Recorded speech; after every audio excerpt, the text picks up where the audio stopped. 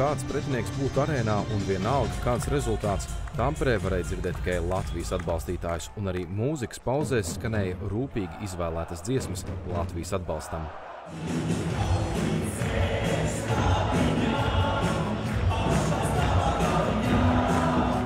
Par dziesmu izlasu un to, ko rāda uz arēnas lielā ekrāna, ir atbildīgs soms, kuram sirdī Latvija.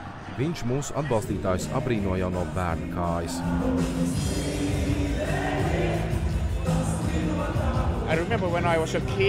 Es atceros čempionātu bērnībā, kas notika Somijā, un es skatījos uz Latvijas faniem. Nodomāju, ak, mans Dievs, kā viņi to var izdarīt? Mēs Somi esam diezgan klusi un ļoti kautrīgi, bet mēs varam redzēt, ka netālu dzīvo šādi atbalstītāji. Tāpēc mēs atbalstām Latvijas līdzjutējus. Pirmajos 2 periodos skanēja latviešu mūzika, un kad bija kāds brīdis, kad var nespēlēt mūziku, mēs to izmantojām un neko neatskaņojām.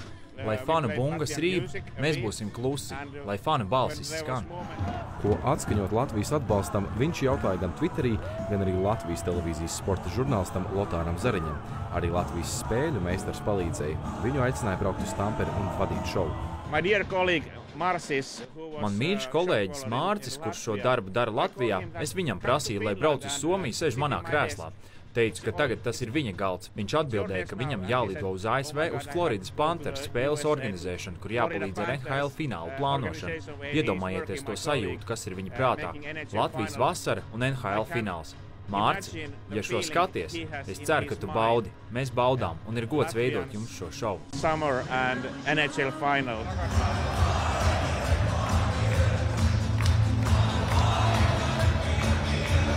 Un šovs priekš latviešiem bija fantastisks. Uz lielā ekrāna pretinieku atbalstītāji parādījās reti. Uz ekrāniem parādīja pat 2 latviešu solījumus pavadīt dzīvi laulībā.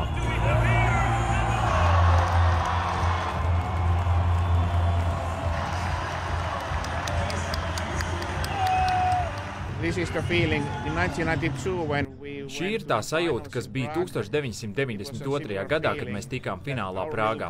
Bija līdzīgas jūtas, kad mūsu mazā valsts tika pusfinālā un finālā. Tas bija pirms 30 gadiem, kad bijām tādā pašā situācijā kā jūs tagad. Mēs jūtam jūsu mīlestību pret savu valsti un deksmi par savu valsti. Tas ir fantastiski. Tas ir bijis mans sapnis vadīt spēli šādiem skatītājiem. Šis ir kaut kas neticams. Es mīlu jūsu fanus.